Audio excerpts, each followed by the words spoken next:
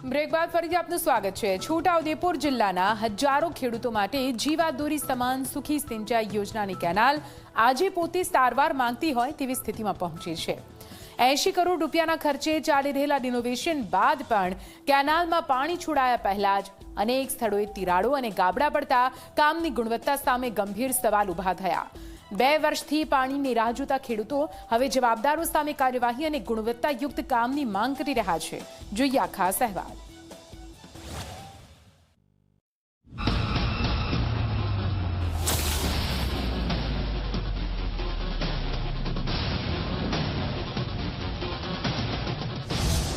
આ છે છોટાઉદેપુર જિલ્લાના પાવી જેતપુરમાં આવેલી સુખી સિંચાઈ યોજના। જિલ્લાના હજારો ખેડૂતો માટે આશીર્વાદ સમાન ગણાતી આ કેનાલ આજે બિસ્માર હાલતમાં જોવા મળી રહી છે।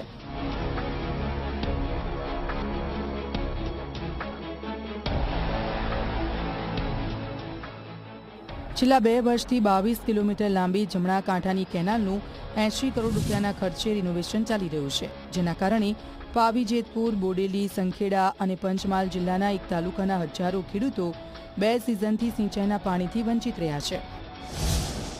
કેનાલમાં બહુ ગાબડા, નવી કેનાલ બનાવી છે, ગાબડા બહુ પડ્યા છે। 3 વર્ષથી કેનાલ બંધ છે। હવે ખેડૂતો બહુ હેરાન થાય છે, કપાસનો પાક બગડે છે, ડાંગર બગડે છે। હવે અમારે પાણીની જરૂર છે, કેનાલ ફરીથી ફટાફટ રિપેરિંગ કરીને ચાલુ કરે એવી અમારી આશા છે। આ વર્ષે ખેડૂતોને આશા હતી કે કેનાલનું કામ પૂરું થશે અને ખેતરો સુધી પાણી પહોંચશે। આ આશાએ વાવેતર પણ કરી દીધું, પરંતુ કેનાલમાં પાણી આવ્યું નથી।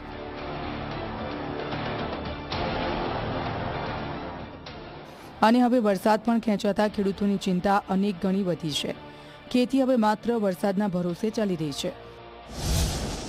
હાલ ખેડૂત વરસાદ ખેંચાતા પાણીની ઝંખ ના કરે, પણ આવી અવસ્થામાં પાણી છોડવામાં ન આવતા ખેડૂતો આ વિષયને લઈને ખૂબ ચિંતામાં છે કે આ આટલી મોટી રકમ ફાળવવા છતાંય અમને પાણી નથી મળતું।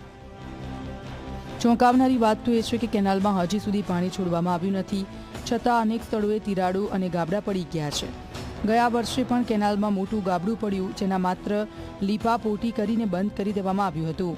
હવે ફરીથી એ સ્થિતિ સામે આવતા કરોડોના રિનોવેશનની ગુણવત્તા સામે ગંભીર સવાલો ઊભા થયા છે। સહીની જે કેનાલ 70 કરોડના ખર્ચે બનાવવામાં આવેલી હતી, તે પહેલા વરસાદમાં પણ ધોવાઈ ગઈ હતી। આજે આ બીજો વરસાદ છે, તેમાં પણ આ મોટા પ્રમાણે ગાબડા પડ્યા છે અને ગાંધીનગરની ટીમ દ્વારા અને દેખરેખ નીચે આ કામ કરવામાં આવ્યું છે। તો શું જેઓ જે તે એજન્સી મતલબ કે જે કેનાલની ટેસ્ટ રિપોર્ટ બી કેવી રીતે કરાવે છે, તે તમામ પ્રકારના સવાલને માલ મટીરિયલ કેવું આપે છે?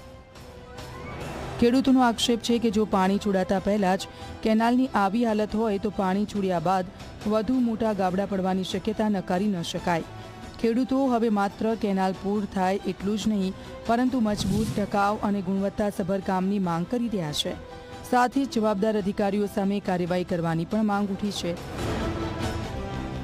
આ સમગ્ર મામલે સિંચાઈ વિભાગના અધિકારીઓનું કહેવું છે કે કેનાલમાં પડેલા ગાબડા કોઈ મોટા મુદ્દા નથી અને કામ કરતી એજન્સી દ્વારા તેને પૂરી દેવામાં આવશે। જે ડેમેજ આજે આપણે જોવા મળેલ છે 13-800 મુંડિયારી કેનેજ પર મુંડિયારી ગામ પાસે જોવા મળેલ છે। એ જગ્યા પર આપણે નવું સ્ટ્રક્ચર ત્યાં અમારે કરવાનું જ આયોજન છે અને એજન્સી બી શું કહેવાય સિલેક્ટ થઈ ગયું છે। એજન્સીનું હવે ટૂંક સમયમાં કામ ચાલુ થઈ જશે, એટલે એ જે સ્ટ્રક્ચર ત્યાં નવું બનાવી દેવામાં આવશે અને એની ઉપર અમે લાઇનિંગ કરીને એ સમારકામ થઈ જશે। 2 વર્ષથી પાણીની રાહ જોતા ખેડૂતો હવે માત્ર વચનો નહીં, પરંતુ ખેતરો સુધી પાણી પહોંચે અને કરોડોના ખર્ચે થયેલું રિનોવેશન ખરેખર ટકાઉ સાબિત થાય તેવી અપેક્ષા રાખી રહ્યા છે। હવે જોવાનું એ રહેશે કે જવાબદાર તંત્ર ખેડૂતોની ચિંતાનો કાયમી ઉકેલ લાવે છે કે પછી દર વર્ષે માત્ર ગાબડા પૂરીને સંતોષ માને છે।